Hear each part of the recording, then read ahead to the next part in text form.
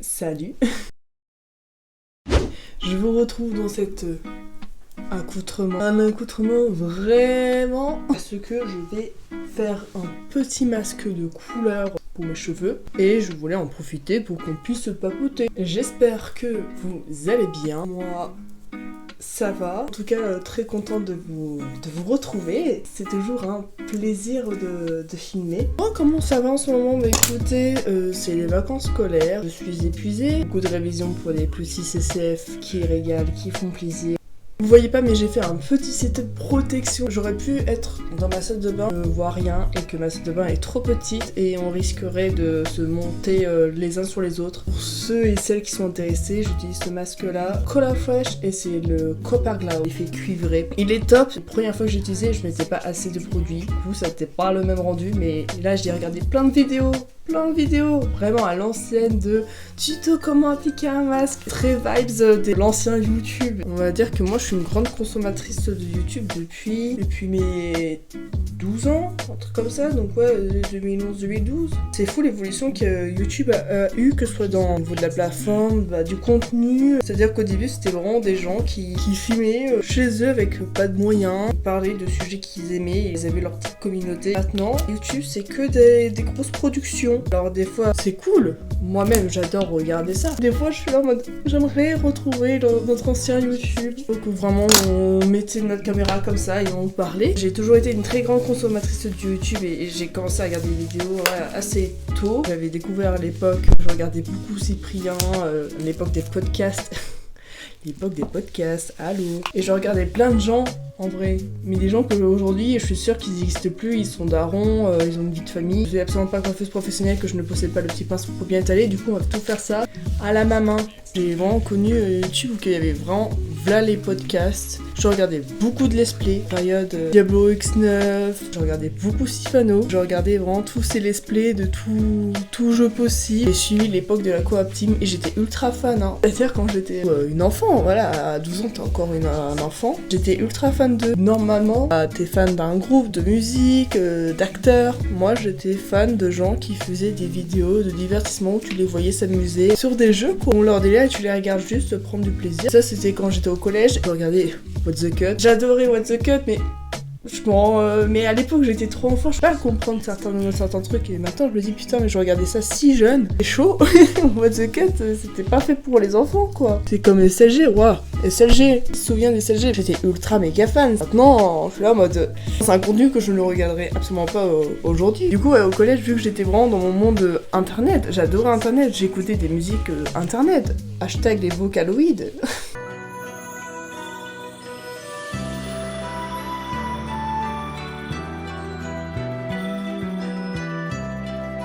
J'étais vraiment dans ma petite bulle quoi, et j'adorais. Je passais vraiment toutes mes nuits à être sur YouTube, à parler avec des gens sur Ask. Sur Ask, il y avait une communauté de gens qui aimaient ces personnalités-là. Les bretelles vont m'enquiquiner. Au collège, moi j'étais une gamine qui avait pas beaucoup de potes, parce que j'étais ultra réservée, que je suis de nature très casanière, j'aime bien rester chez moi, j'aime bien être tranquille.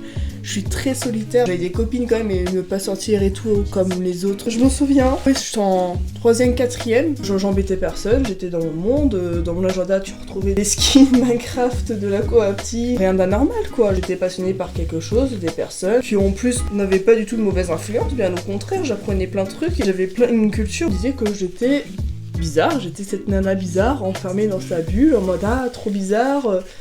T'écoutes pas ça, mais tu connais pas ce groupe. Non, j'aimais pas les musiques. Enfin, j'entendais, je connaissais, mais j'écoutais pas parce que j'aimais pas. Il y avait un gars qui disait que j'étais d'une secte. En fait, c'était l'époque où vraiment les gens qui avaient les mêmes centres d'intérêt que toi sur internet, t'étais pote avec eux, ce qui est très dangereux. Inconscient. Je parlais à une multitude de personnes sur internet, on faisait des conversations Skype, à l'époque de Skype, et je sais plus, à un moment on avait ajouté là le monde et j'ai ajouté cette personne. Après, j'étais en mode vas-y, non, dégage-le. Sauf que il a vu un peu ce monde-là, il comprenait pas en mode mais tu parles des gens que tu connais pas, tu sais pas qui est à qui derrière et tout, ce qui n'avait pas tout à fait tort, mais j'avais déjà fait des conversations avec eux, c'était mis nos caméras, tout ça, enfin c'était des personnes réelles de mon âge. Enfin, ils comprenaient pas quoi, enfin, oh merde, je me suis mis sur la gueule. Ils comprenaient pas, vu que c'était pas son monde, mais le mien, enfin moi j'étais vraiment innocente et je kiffais ma vie. Et j'ai encore des contacts avec les gens que j'avais rencontrés à l'époque. Il m'a dit ouais t'es bizarre, si vous êtes une secte, et du coup il m'appelait la sectaire. Et que surtout à l'époque j'avais une petite chaîne YouTube où bah je voulais faire comme les grands quoi, rien de méchant quoi. Je faisais mes petites vidéos éclatées, j'étais là avec mes petites poupées Monster High, oui j'étais cette personne qui collectionnait des poupées Monster High, mais genre je faisais du stop motion, je faisais des mini-séries, créais des petites histoires, tout ça. Surtout que la communauté des gens Monster High, mais putain, mais il y avait de la hype quand même. Bref, en tout cas, oui, YouTube, c'est plus pareil qu'avant. Je regarde souvent la même chose. Je sais pas, en ce moment, tout le monde a décidé de se mettre au podcast. Qui me déplaît pas parce que j'adore les podcasts. Depuis l'année dernière, j'ai connu un podcast qui s'appelle 2 heures de perdu, où que c'est un groupe de personnes qui tirent au sort en fait des films qu'ils vont regarder et après bah ils vont tous ensemble le raconter avec des petites blagues, tout ça. Vraiment c'est trop cool et c'est vrai que quand t'as un peu la flemme ou t'es là en mode je sais pas si le film vaut le coup de regarder, ça te donne un peu une idée. Enfin franchement il y a une trop bonne ambiance et même ça parle surtout des films un peu plus anciens. Enfin pour la culture c'est grave cool. J'explique grave mal mais j'arrive pas à faire deux choses à la fois, je m'en rends compte. Un des premiers podcasts que je suis tombée dessus complètement par hasard et je vous ai déjà parlé en vidéo, c'est ceux qui ont sorti en livre, c'est le Bureau des Mystères. Je les ai connus quand ils ont fait un podcast spécial Halloween en parlant des creepypasta. J'étais en mode gros retombée vraiment à l'époque du collège, quand je regardais des creepypasta, j'avais même pas peur, alors que maintenant, je regarde des vidéos de Feldup, je me chie dessus, quoi. De Feldup, putain, il arrive à mettre dans un mood. Le Bureau des Mystères, ouais, il raconte des petites histoires, généralement des histoires des légendes urbaines, et ouais, il raconte en te mettant dans l'ambiance, quoi.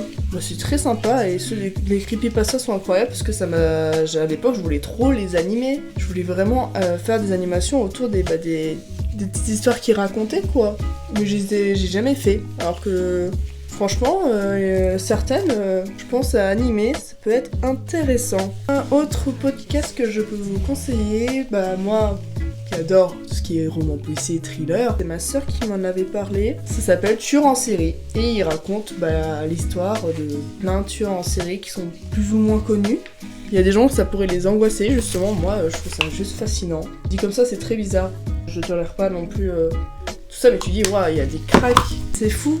Le cerveau humain, suite à un trauma ou quoi, il se penche vers des hobbies très particuliers. Humainement, comment tu peux prendre plaisir à torturer des gens? Enfin, il y a des...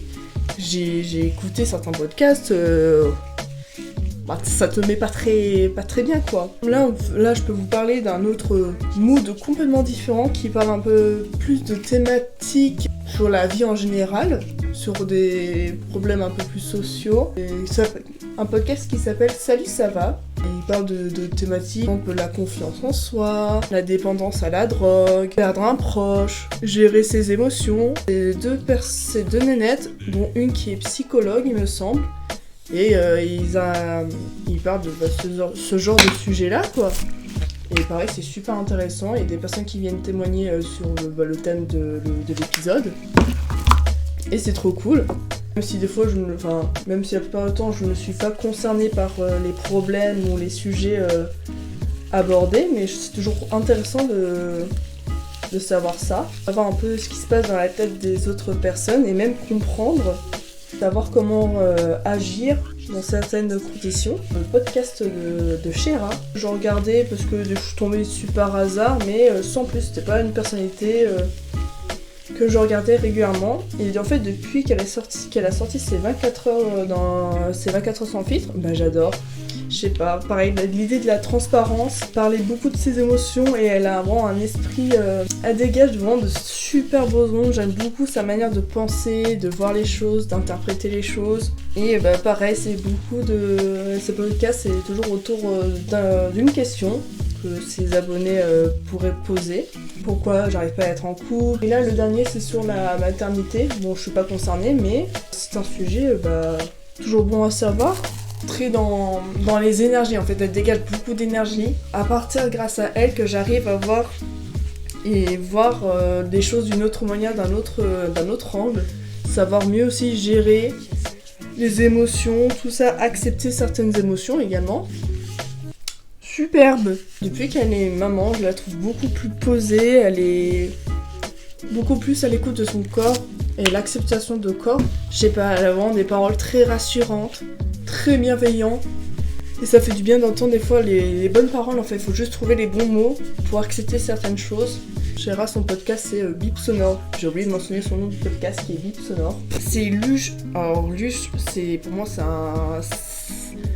Pareil, c'est un personnage très authentique, il a vraiment une personnalité très forte. J'ai découvert assez tard sa chaîne YouTube et pareil, j'adore comment il raconte ses galères de vie, tout simplement. Sa chaîne est vraiment dans la bonne balle, venez on parle de ça et c'est tout, je m'en fous. Il a envie de faire ça, il s'en fiche, il le fait. Et il s'est lancé du coup dans le podcast également qui s'appelle Quoi. C'est un peu la même vibe, c'est-à-dire qu'il va aborder de thématiques. Voilà, il a sorti un premier épisode qui est un peu un épisode pilote, et là le deuxième épisode c'est choisir ses amis. Mais déjà le fait que j'ai un âge plus proche, parce que Chéra, elle est maman, je crois qu'elle a bientôt la trentaine, un peu moins, je sais plus quel âge elle a. Et Luche, il a plus mon âge, et vraiment pareil, il a une vision des choses, et il a une manière de vraiment prendre du recul sur les situations, et j'aime beaucoup. Pareil, il m'a beaucoup influencé de manière très positive, bien sûr, sur comment agir dans certaines situations, bien réfléchir et vraiment penser comment arriver à vraiment faire la part des choses. Et ne pas agir pour les autres, mais agir aussi pour soi, mais en prenant compte des autres. Enfin, je sais pas, je suis nulle pour expliquer, mais des fois, comment dire, c'est des podcasts, je sais comment moi j'agis sur certaines choses, je sais qu'il y a des choses je le fais pas forcément bien, mais je m'en rends compte, et les choses je vais les faire bien, mais savoir qu'on va... En fait c'est comment les gens j'ai besoin d'entendre certains mots, certaines paroles, pour confirmer mes bienfaits et les choses que je fais un peu plus mal, et j'ai besoin d'avoir en fait ces mots pour que ça percute, et ce que j'arrive à retrouver dans ce genre de podcast. Donc voilà, c'était l'instant un peu pub et des podcasts. Vive les podcasts, j'aime trop. Tu marches dans la rue, tu te balades et t'écoutes des petites histoires, tu entends des gens parler de plein de choses. Je trouve ça incroyable. Ça a l'air d'être pas mal là, je suis en train de voir ça. Car voilà, si vous avez aussi des podcasts à conseiller, je suis preneuse. J'aime découvrir des nouvelles choses. La musique en ce moment, on abandonne les bretelles, hein, elles ont décidé de... C'est ciao. Donc en fait, je vous ai même pas expliqué ce que je mettais sur le crâne, donc en fait c'est un masque. Ouais, c'est c'est comme une coloration mais sous forme de masque, et en fait ça va venir aussi également de se faire des soins, bien hydrater les cheveux, et en plus ça vient colorer et c'est du permanent, donc au fur et à mesure des shampoings, ça s'estompe. Si vous avez une couleur de base, au lieu de vous refaire tout le temps la couleur, mais faites des soins comme ça. Super, bon, je vais aller retirer ce que j'ai sur le front. Je vous retrouverai plus tard, les cheveux propres, séchés et make-upés, parce que là, à tout de suite. Allez, je suis tout feu, tout flamme. Maintenant que nous sommes apprêtés, je vais me promener en ville et voilà, tout simplement.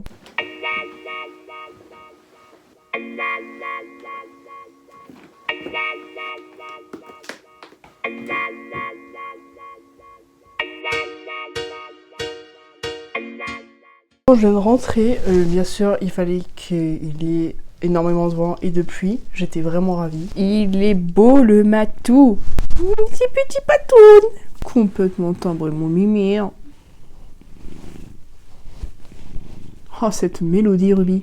Par contre, il s'est passé un truc très bizarre quand je suis arrivée chez moi. Je vais vous mettre mes petites clés dans ma petite serrure. Et là, j'entends le clé des voisins qui sont littéralement juste à côté. Ah, ils rentrent, ils sortent, bon, ils ferment la serrure. Bon, ça m'a pas plus interpellée que ça. Sauf que j'entends qu'ils entrouvent la porte. Et là, je me tourne pour voir s'il n'y a pas quelqu'un qui allait sortir, si je dois savoir si je dois me décaler ou non. Et en fait, c'est juste resté entrouverte. J'ai vu une ombre me regarder. Puis la porte a fermé. En fait, je fais cette fin parce que je me suis rappelé, en marchant dans la rue, que j'ai pas fait de faim et que bah ma journée après je vais faire ma vie. Je vous remercie d'avoir regardé cette vidéo. Ça m'énerve, j'ai l'impression que toutes mes vidéos me paraissent super cool dans ma tête, mais quand je filme, bah c'est éclaté. Je ne suis pas satisfaite de mon travail. Là je m'écoute, j'efface tous mes rushs et on va tenter de s'améliorer tout simplement. Si je m'entraîne pas, j'évolue pas. N'hésitez pas à vous abonner pour avoir un contenu davantage intéressant et divertissant. Comme on dit, la bise!